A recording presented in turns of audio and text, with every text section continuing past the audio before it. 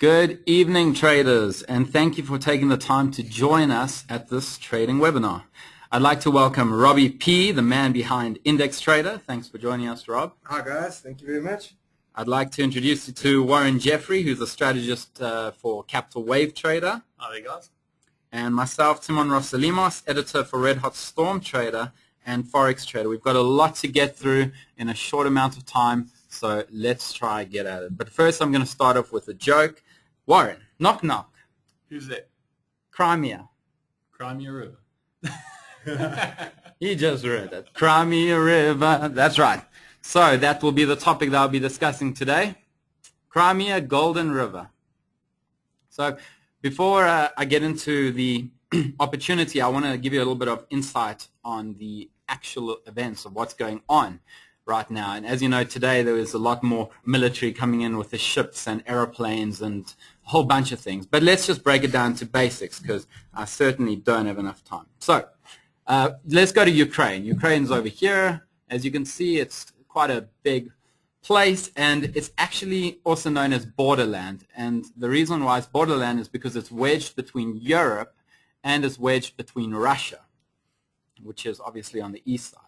The capital of Ukraine is Kiev, where most of these happenings are going on. So Ukraine was part of the USSR, the Union of the Soviet Socialist Republics, and was part of the Soviet Union for 10 years.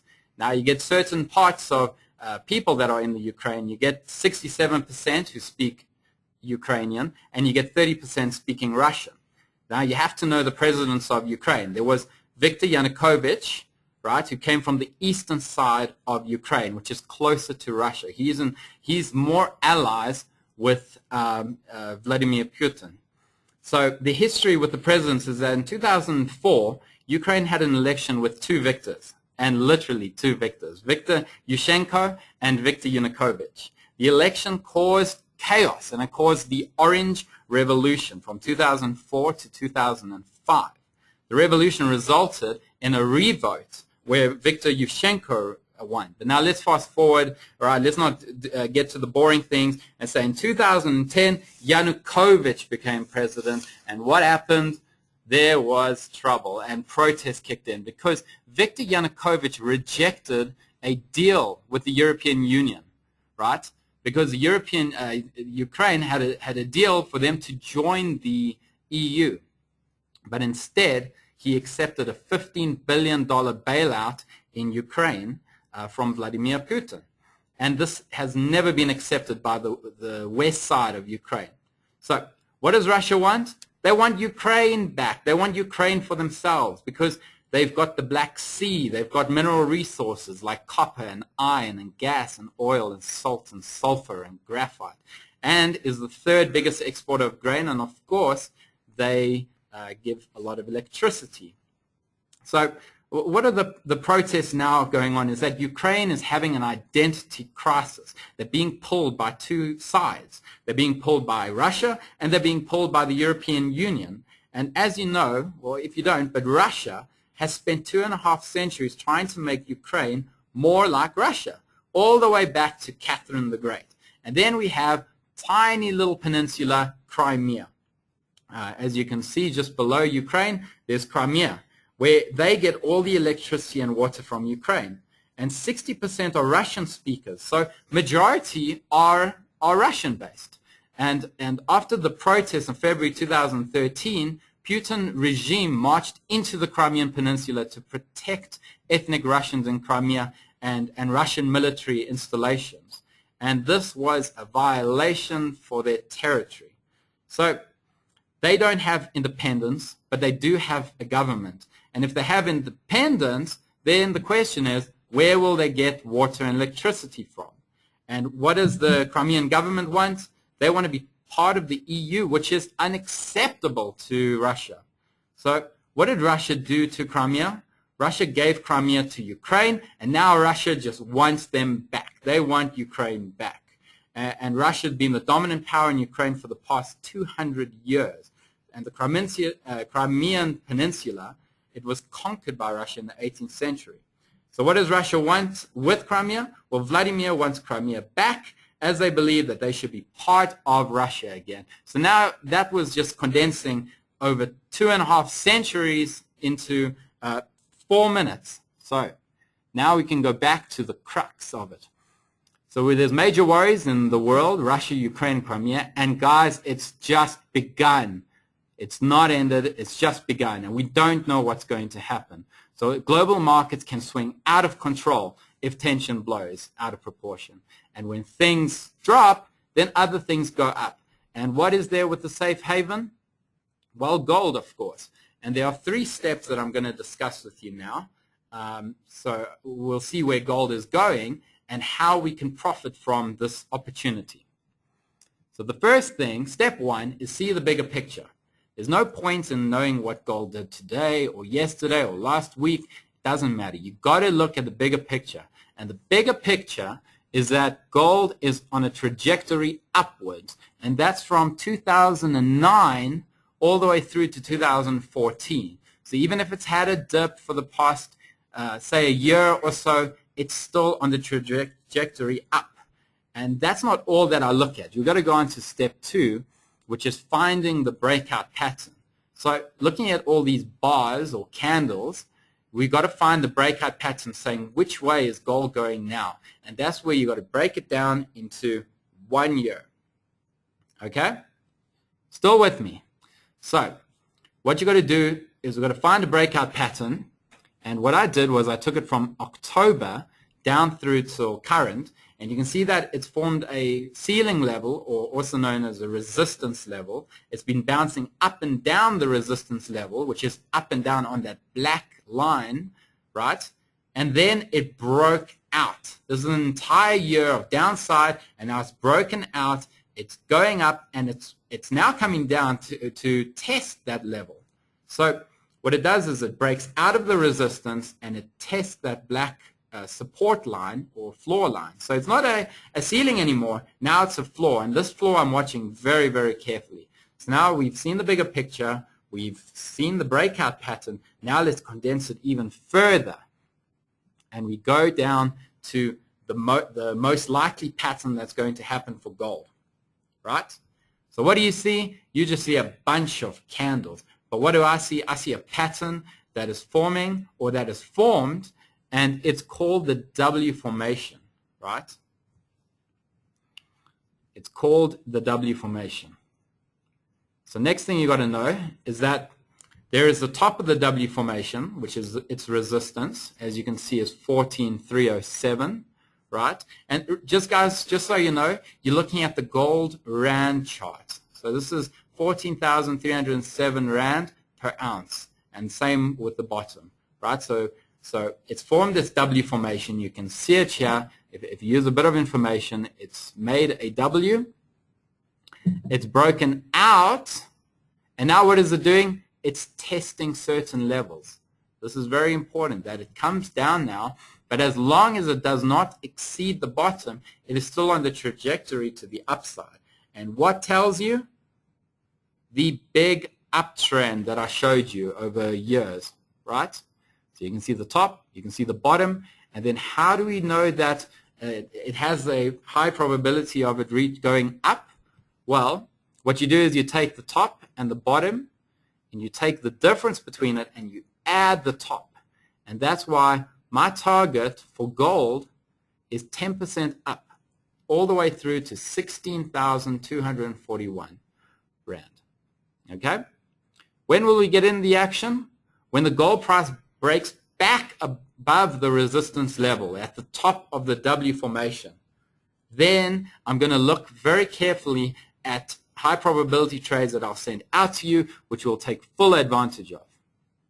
It can last for around 2-3 months because it's gold that we're talking about. Now remember, gold is not as volatile as stocks, so you won't see it going up and down 10% or so. So when it breaks above the resistance, I'll say, you know what, it's back on its trend to the upside, and we'll get in for sure. And how will we get in the action? Well, first I'll send you the trade, but I want you to understand what I want you to deal with. So you're going to use the CFD, the contract for difference, on the new gold issuer limited ETF, right? all you need to know is that the new gold issue limited ETF, which is GLD, is 1/100th of the gold price. Okay, so if gold is at 13,668 currently, then the GLD price will be at 136.68 Rand per 1/100th of an ounce. That's how you calculate the ETF. But we're going to trade the CFD, which is even cheaper. So what we're going to do is we are going to trade the CFD on the GLD. The CFD has a gearing of 10, which means that you're going to be paying even less. In fact, with 136.68 Rand per 1/100th of an ounce, the CFD will cost you 13 Rand 68 in margin, less than a cup of coffee, right? But guys, you're going to have to wait for this opportunity. It could come before you know it, could come in a week, come in a month, who knows? But all I know is that the bigger trend is up, and we've got to take full advantage of this. And now all you have to do is wait for this golden profit opportunity, because it could come sooner than you think. And now I'm going to hand you over to Robbie P., the big index opportunity. Thank you. Thanks, Timon, and thanks again, guys, for taking some time out to listen. And, you know, the reason you guys are here is to find the next big trading opportunities, and our job is to try and find them for you. Not all of this is rocket science. We just look at what's happening in the bigger picture to find the next good opportunity to try and get a little bit of profit, because that's what we're all in this market for. So without any further ado, I've put a lot of thought behind this, and I've really looked at what's happening not only globally, but who's leading the race in the global recovery, and this is where I think the next big opportunity is going to come from. So I'm spotting this opportunity from just under a mile away. Nothing's ever a certainty, but we're going to trade the growth of the US economy. And to try and do that, you have to listen to what the policymakers in the US are saying. Knowing what's on the table already from the Fed gives us the opportunity, okay? And it's a great opportunity now for us to start looking at trading US companies. Now, let me tell you why. The drivers of this trade are quantitative easing. Okay, first of all, it was a kind of an insurance policy. So, like, if the foreign central bank buying of US bonds collapsed, the Fed would have already had a program to buy them back itself. So it was an insurance in case a little bit of foreign investment disappeared. Okay. Furthermore, the dollar is getting stronger, but we'll get back onto why that is happening. Now, the main driver for me is that the Fed is starting to withdraw stimulus, which is known as taper. Okay. So, and that's an additional 10 billion, and that's rolling every single month in dollars. Now, Janet Yellen has targeted October to end the taper. It's not the end of quantitative easing. Her target is still 2 months ahead of that. She wants to be out of QE by December. A bit of a tall order, I think, but the opportunity still exists. Okay? She has opted out to put up the interest rates. It was a threat, and it saw our markets globally sell off on that scare. But that is a very, very important sign that she's pushed out the interest rate cycle of the US to begin much further out than was originally expected. Okay? All this means to us as investors, and especially looking for an index to trade. And I'm looking at the bigger picture. I don't want to trade individual stocks because you always have company risk. I'm looking at a basket of goods here. Okay? So what this means to me is that the US economy is recovering, and so is their job market. In fact, the US economy is growing faster than any other. We've got China cooling down, and you've got Europe starting to think about stimulus, and they're stimulating that economy, the entire European economy. So while Europe is stimulating, the US is already withdrawing from stimulating. That just shows to me that there's faster growth in America, and that's where the best opportunity lies. Okay? So a strong dollar is seen as a good thing because it means American citizens and businesses get more foreign goods and services for the same amount of money than they did before. Okay, so the closer you get to the taper, which makes sense, the stronger the dollar will get. Okay, and the reason for that is when they were printing trillions of dollars, the dollar lost a lot of value because it was free money. and it wasn't being utilized to grow the economy. It was being thrown into the stock market. Okay, so companies will get to pay less and less and less for goods, and all that means is when they're paying less, their overheads come down and they will become more profitable. You guys still with me? Okay, the interest rates increase has been pushed out. Okay, so there's a little slide here that shows you the definition of what a catch-22 is. And it's exactly that. It's a frustrating situation where you try and do one thing without doing a second thing, but you can't do the first thing without doing the other thing. Okay, so a reduction in interest rates normally would bring an increase in business activity and a rise of inflation, and that's very important. Okay, it will cause the currency to weaken if interest rates go up. Now, inflation is very, very important for America because of the immense deflation that printing trillions of dollars caused. Okay, now in the case of an increase in interest rates, the level of business activity will drop and inflation will come down, and that's the last thing the USA needs. They need a stronger dollar. Can you see the catch-22? As a local index, we also need the rand to be slightly weaker to the dollar, and we definitely don't need the rand back at 8 because it could kill our markets. Okay, so there's the catch-22 that we're going to trade, and that's why I'm looking at a swing trade here. So what do we trade? We trade America. The latest move by the Fed means that markets should remain bullish, okay, for the reasons that I've explained. And I've found a product that I'm hoping will be listed on the South African Futures Exchange. It's already available if you have an equity account, but it's the DBX US Tracker. It's an exchange-traded fund, and it's coming to the Futures Exchange very, very shortly. We have been following up with the Johannesburg Stock Exchange every week, just waiting to pounce on this one. But I promise I'll let all of you guys who follow me know exactly when that is. Okay, here's just a snapshot of the top 15 companies that are part of this tracker fund. Okay, and there's some big names here. And just to let you know, there's equally, well, not equally, but according to size, weight, and price, there's about 600 companies in this basket. So we really are looking to trade America on this one. Okay, just to show you the recent chart, last bid on the DBX US tracker was 1825, and since inception, the tracker has gone up 4.78%. But remember, that involved a little bit of a semi-crash not too long ago. So we are really picking up a lot of value here for a lot of top-side growth. And guys, I haven't really gone into the main technicals of this trade, although I'm very much a technical trader and I rely heavily on charts to find entry and exit points. But on this trade, because we're looking half a mile ahead, the charts are not going to tell me what's going to happen in the future, and my charts are not going to tell me when Janet Yellen is going to put up those interest rates in the US. So I'm banking on the fact that she's told us already what her aims and objectives are, and that, you know, a lot of people say that this taper and the stimulus is a giant Ponzi scheme.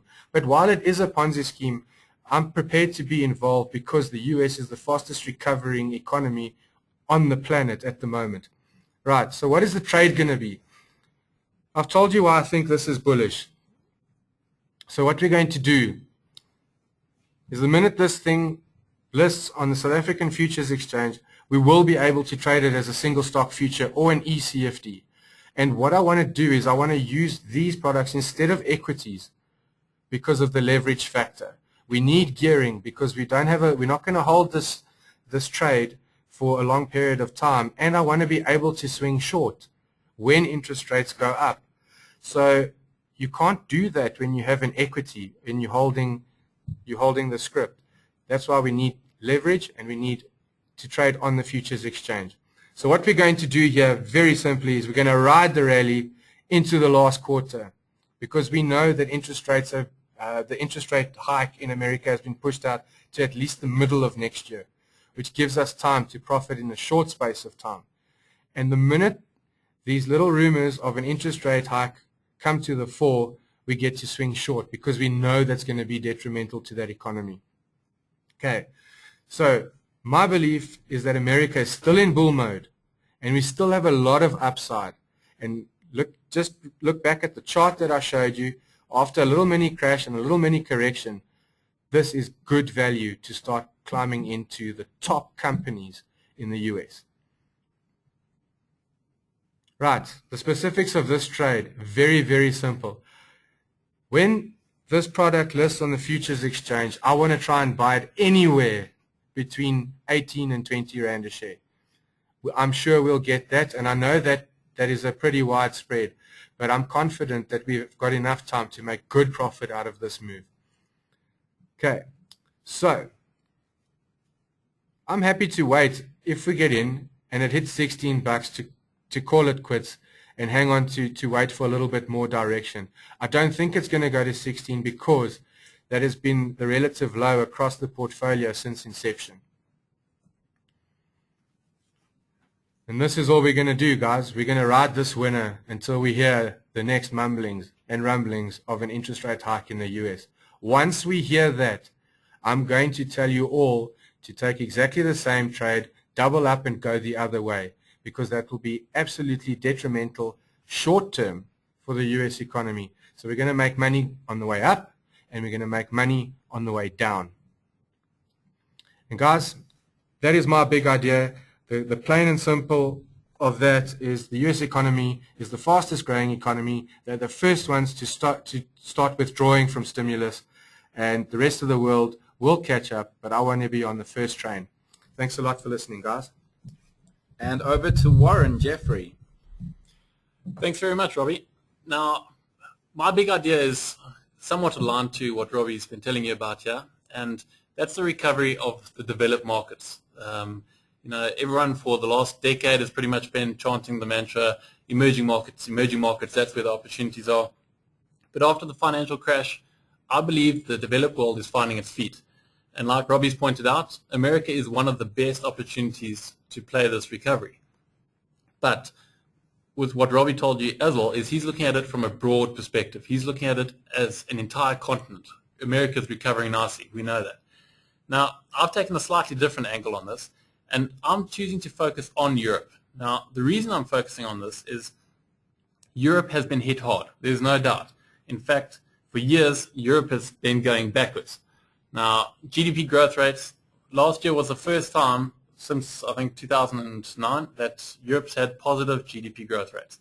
Now, last year, fine, it's nothing impressive. It's half of what South Africa achieved. It's only 1.2% GDP growth rate. But what makes this impressive is the fact that Europe is massive. America grabs the headlines. It's the world's biggest economy. But if you add all the countries in Europe together, Europe is actually the world's biggest economy. So any kind of recovery you start getting in Europe is going to be in scale and it's going to be in size. Now, my play is not to focus so much on Europe as a whole, but to look for the opportunities that lie within this recovering market. And in order to do this, you need to know what the wind in Europe's sails is. So, to start us off, we've got car sales are on the up. Now, sales increased by 7.6% over the last year, and they've increased for 6 straight months. Now, this might not sound, particularly amazing or impressive, but the reality is you've got one of the world's biggest car-consuming regions. So, a 7.6% growth. Yes, it's off a low base, but that's massive relative to the size of where Europe's come from. You can also throw in this, what I'll touch on just now is we've also seen global car purchases increasing, and I'll add on to that later. Another thing we're seeing in Europe is we've got furniture sales increasing, 3.9% in 2013, forecast 4% in 2014. But this is only the start. You see, if you combine this with my next point, you'll see that confidence is growing in Europe. Now, the improving property market. According to the Financial Times in March this year, property investors are taking increasing financial risks as a sharp upturn in demand for European assets begins to drive up prices and deals, with local experts reporting being outbid by up to 40% as a tide of global investment flows into the European property market. So what does this mean? What are they trying to tell you? What they're trying to tell you is the rest of the world is sitting up and taking notice Europe is cheap. The rest of the world is flooding their assets into Europe. Now, they're not saying Europe's going to outpace anything in the world this year. What they're telling you is there are certain aspects of Europe which have been hit so hard in this crisis that they are right now offering you great value opportunities to get in. Now, generally when we talk about value, we think of things from an investment point of view. You'll hear about value investors looking for opportunities to get into the market, buy now, and in 5 years' time you've made some great gains. But tonight I'm going to show you why value investing can be a trader's best friend and why it makes Europe such an appealing option. Now, in order to play this opportunity, you want to invest in companies set to profit from the recovery. Now, there are three ways to play the European recovery. First up, you can buy European companies. Now, this is pretty straightforward. It's essentially finding good companies in Europe. At this stage, with it being early in the recovery, I don't think I'd be branching out too aggressively on smaller cap shares. You want to aim for the big guys. You want to go for the guys who you know can survive a couple of shake-ups in the market. So, a couple of things I'd be looking at: Allianz Insurance, GlaxoSmithKline, Nestle. These are big companies that offer you the potential to get into the market at good value. Glaxo's trading on a PE of just 9. Glaxo's on a PE of 13. Allianz Insurance is on a PE of 9. Now, you compare that to what our local companies are doing. I mean, Aspen, for example, is on a PE of 32. So you can buy Glaxo at a PE of 13 compared to the Aspen of 32. Essentially, you're getting a big pharmaceutical company. You're getting some defensive characteristics in the fact that pharmaceuticals are defensive by nature. And you're getting it to buy it for really cheap. So when you buy into these kind of shares, now the advantage of going for value is, from a trader's point of view, because the shares are already cheap, because they've already been knocked down, it gives you the perfect way to get into Europe. You see, the biggest concern about Europe is that what if the recovery hasn't taken hold fully yet? What if the market dips? Well, that's why we're focusing on the value opportunities. Because you're buying the share already cheap, if the market does turn down, you've got limited downside. They're not going to knock it a hell of a lot more. But if the market does turn up, these are the areas where investors are going to be plowing in their money. And if you're a trader and you position yourself correctly, you can run this rally all the way up as investors flood their money in. So that's the first way. You buy companies directly in Europe. Now, the second way we can do this is to buy companies with business in Europe. Now, what I mean is you can look at our South African companies. So you've got your Richemont, your Steinhoff, your Mondi. They're all very solid South African companies, but they've got massive exposure in Europe. And if Europe's going to recover, the demand in the market and the profits of these companies are going to soar with the European recovery. So you don't even have to take a cent offshore, and you can start profiting from Europe today. All you need to do is look for a nice entry point to get on these kind of companies, and as the European recovery takes hold, you'll see their profits run, and your profits will run with it. I've already started, Warren. I own every single one of those companies that you've got on that slide. People will think you're front-running me. So that's our second opportunity, is to buy companies with businesses in Europe. Now, again, we've got some nice value opportunities. Richemont, it's a luxury goods company. It's currently trading on a PE of 22. So fine, that's not what you classically see as a great value play. But if you look at what its business does, it sells luxury goods. If Europe starts recovering, you're going to see a massive boost in the sales of luxury goods, and that's good for Richemont. Steinhoff Furniture, trading on a PE of just 11. Steinhoff has been making big moves into Europe. It's trying to grow that market. And like I touched on earlier, with the improving property market, it's a sign of confidence in the European consumer.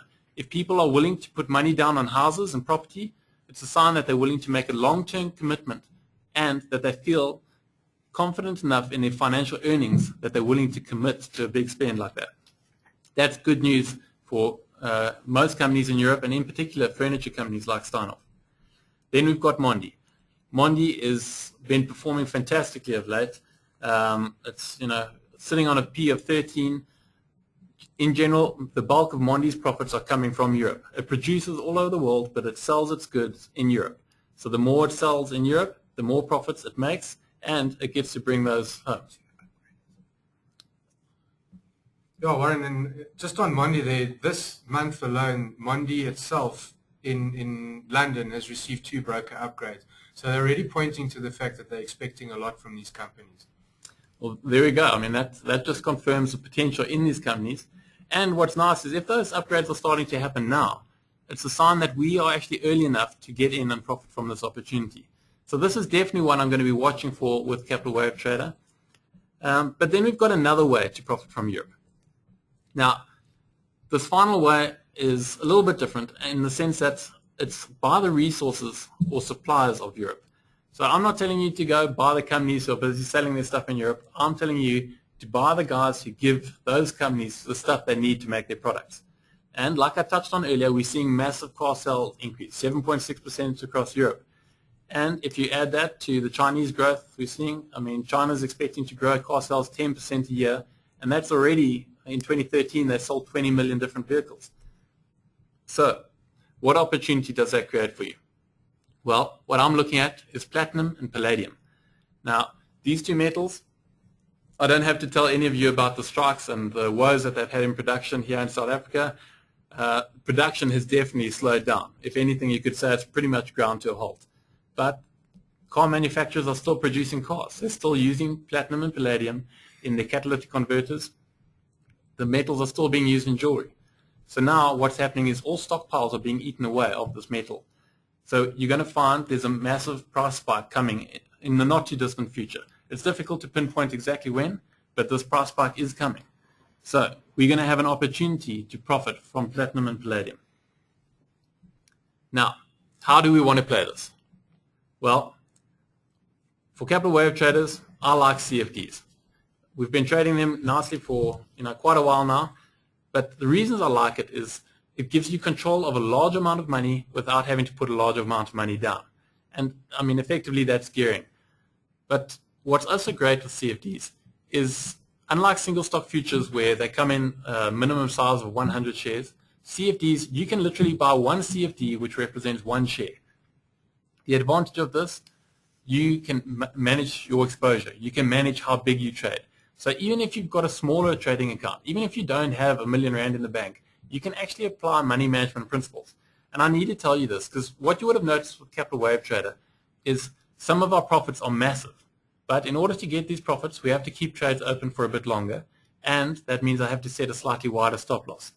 So this is why money management is so important when you trading, particularly the Capital Wave Trader service. And this is why I really love CFDs. They give you that option of keeping control of your losses and getting the exposure to get the big gains. So how long can you expect to play this move? This move is going to play out over the next 3 years. The big opportunity for me, though, is over the next 3 months. Like Robbie said, the world's focusing on America. This is where the big growth is happening right now. But if you want to get the value plays, in order to get the value, you've got to get in before the crowd. And that's why the next 6 months is going to be a great window for us at Capital Wave Trader. We're going to be looking for opportunities to get in, sit back and relax, and let investors drive our profits up. So in general, we're going to be looking for trades with up to a 3-month window. Some of them will be quicker than that, but be prepared to sit on a trade for 3 months. Don't worry, we're watching it closely, and we're going to give them an opportunity to reward us. Basic rule of this play, stay ahead of the market and be willing to move. So that's the end of my big idea, and I'm going to hand it back over to Timon. Thank you very much, Warren and Robbie. So now we're going to try to answer as many questions as possible. We know you might not, you might have dinner or something to go to. So thank you for joining us. We're going to try not be over time. And if you missed any part of the webinar, this is very important. Don't worry because we will send it to you. So we're going to try to answer as many questions as possible. They're all coming through. The first one I've got is to Robbie. There we go. Yaku21. Why would we not just trade the Dow or the S&P or the NASDAQ as an index? And why choose the DBX tracker for the years? That's a very, very good question. I'm glad that was the first one. Well, Yaku, the reason for this is because a lot of people don't know, but the difference is the way these indices are weighted. The Dow Jones, for example, the top stocks in the Dow Jones index is purely the top stock because of the share price, which is not a very fair way of valuing an index. The NASDAQ, for example, is very tech stock heavy, and I'm not interested in only going into tech stocks because we've all heard tech stock bubble for the last 3 weeks. So the S&P, for example, is probably the most fairly weighted because that is according to market cap.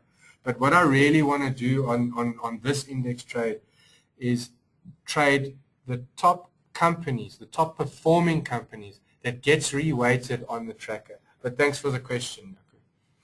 Okay, thank you. I see a question coming in for me. Timon, good day, Timon. Are you bullish on gold in general? By Reese. Well, the truth is you got to go back to economics, and I say yes, I am bullish in gold simply because gold is a limited resource, and the less there is, the more people want it, and the price goes up. The population is growing throughout the world. We have 7 billion people. I'm just going back to economics purely, and that's why I believe that gold is always a safe haven in terms of supply and demand. With populations going up, inflation's going up, so prices will go up. So yes, I am bullish in gold. Am I bullish on gold stocks in South Africa? No, that's one thing that I'm probably a big bear on. There are a few companies that I'm okay with, but majority of gold stocks are I actually have very big concerns with the companies because I don't understand how they're going to find new gold, and the more gold that they find, the deeper they have to go and the higher the costs they have to obviously bring out the gold. So no, I'm not bullish in gold stocks, but I am bullish in gold in general, and I'm certainly bullish about this opportunity that's coming up soon. I can't wait for it to break out, but when it happens, I'm not too sure. Okay. Oh, there's a question for Warren. Great. Okay, so just question for Warren. Why do you have several trades open at one time for Capital Wave Trader? Okay, interesting question. Like I mentioned, most of my trades are slightly longer term in view, longer term for trading purposes, definitely not from an investment point of view. But in order for us to hold the trade open for up to 3 months, obviously I see a lot more opportunities in one trade every 3 months. So I'm going to be opening trades up as and when I see the opportunities, and I will try and manage that so that we don't have more than 5 trades open at any one time. But in order to play all these opportunities, we are going to have overlap between different trades. So when you're actually allocating your size to your trade, bear in mind you are going to be opening more trades. So resist the temptation to put too much money into one single trade. Know that there will be more trades following. Don't commit too much of your portfolio to any one trade. Okay. Going on to that, Warren, I see a question's coming from me about Forex Trader rather than the trading webinar, and that is, Timon, we had a loss today. What do you think about it? So, I'm even confident to even bring it up, and that is losses are part of the game. Remember, I don't predict anything. I probability predict. So if something's breaking up to the upside, I want to go long. I want to go with as long as the momentum's going up, as long as I'm managing my trade. Just as Warren said, risk management is crucial, and my 2% rule is absolutely essential for succeeding in trading. So losses you should brush off, and if you are feeling a little bit emotional about a loss, it means that you are contributing too much, or you're psychologically not ready to contribute into the stock market. Because we're designed to, everything must be right. We must have the best car, we must get the best grades, we must have the best job. But with trading, losing is part of the game, and it equalizes. So yes, I don't feel anything about the losses. I hope you don't as well. And Onway, Forex Trader is well up over 90% for the year, and I'm very confident for eternity as long as the Forex market has liquidity. So thank you very much. I hope that answers your question. See, another one has come through for Robbie. Robbie? Okay, that's a pretty long question, but I think the crux of the question really is, if Warren and Robbie are both bullish on a global recovery, then why would gold be a safe haven for Timon? Okay, I think the fundamental difference here is that even Timon would bet on a global recovery right now. He's not betting against a global recovery. He's betting on trouble in Crimea and Russia. It's a very, very different trade. So while it's a good question, we're all bullish on the market. We just think that current geopolitical situations would be a very great short-term opportunity to get long of gold. But nice question. And going back there, just Rob, with European, let's say there are going to be crashes. Not everything's going to crash. There are companies that are going to go up, and even during the financial crisis, not 100% of things crash. So it's according to what we are looking at and what breaks up. We will not go long if something is plummeting and we can see that it's in trouble. So definitely it's got to be, you got to look at everything separately. The gold thing is if things escalate in Crimea, World War III, for example. But I'm just throwing out there. It might happen, might not. Who knows? War is good for business anyway. True. Every war has resulted in stock markets going to all-time highs. So the question is, was it planned? Okay, so another question comes through here. Warren, you said you like platinum and palladium. Why aren't you looking at buying platinum or palladium miners? It's an interesting question. It comes down to a more personal trading strategy for me. I don't like to trade or get involved in investments where I don't believe there's control.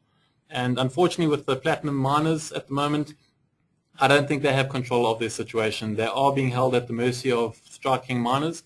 I don't think it's in the interest of the striking miners, but you're in a stalemate situation, and when you're there, no one's going to win. What is going to win is, like I mentioned, as long as they're striking, there's no production happening, and that's why the metal's going to win, not the mine. So if you want to be buying something now, yes, you might have a massive recovery if everything gets resolved and tomorrow all the mines go back to work. But the problem is you don't know when that's going to happen, and it's becoming a gamble as opposed to a trade. So my attitude, buy the metal, not the miner, and unless things sort themselves out very quickly. Just on that, Warren, as you know, Index Trader is actually long platinum at the moment. And just as a matter of interest, what Warren is saying is so true, because nobody has control about what happens in that hole in the ground and the company that's throwing money at getting the stuff out the ground. Just the other day, Impala Platinum announced that they are unable to supply the current orders that they have. Now they have to go and buy platinum on the open market and resell it just to meet their orders. Now that's a danger sign.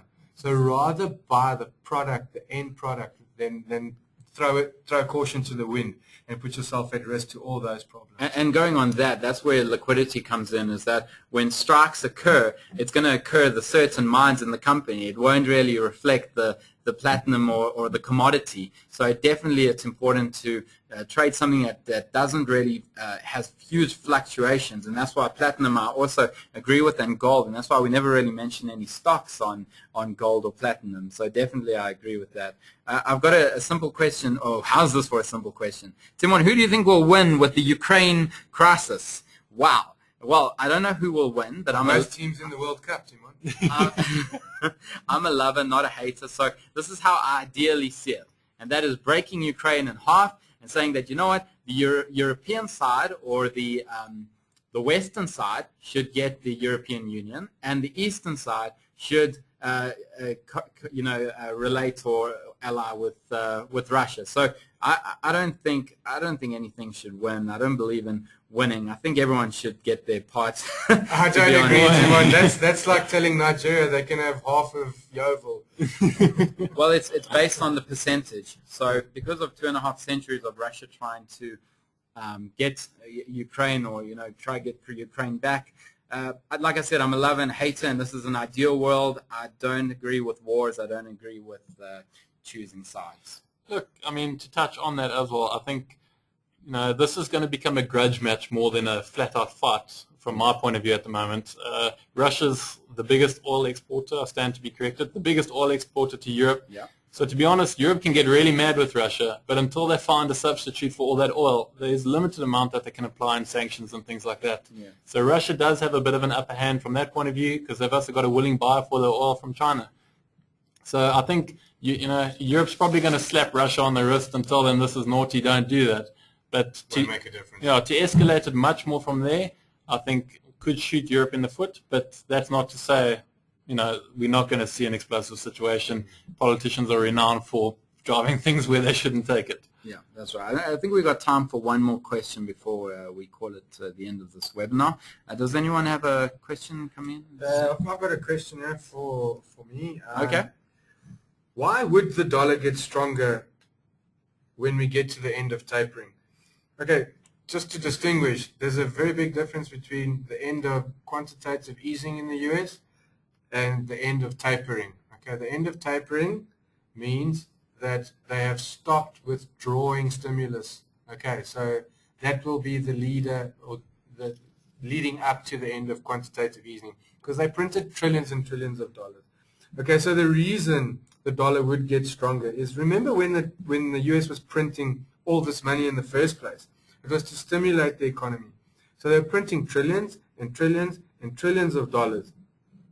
And those of us that have been in the market for longer than 3 years can remember there was a threat where the dollar was in danger of not becoming the world trade currency. They were looking at moving to something else. And that's only because they printed all this money. So the dollar lost value. Now all this created money is being taken out of the system. Okay, and the more that gets taken out of the system, the more real the value of the dollar becomes. Now we're starting to see the real value of the dollar. So by December of this year, going into the first quarter of next year, you'll see that the dollar can only get stronger the more stimulus gets removed. And that's also a great question. Thank you, Rob. Thanks, Warren. Yes, so we've come to the end of our webinar. So thank you very much for joining us. And if you have any more questions, then please ask us at www.investorsclub.co.za. It's free. You can ask me, Robbie, and Warren specifically. We'll give you answers. Whenever we get them, we'll answer them. So thank you very much for joining us. Hope to see you next time, and goodbye. Good night. Cheers, guys. Cheers, guys. Have a good night.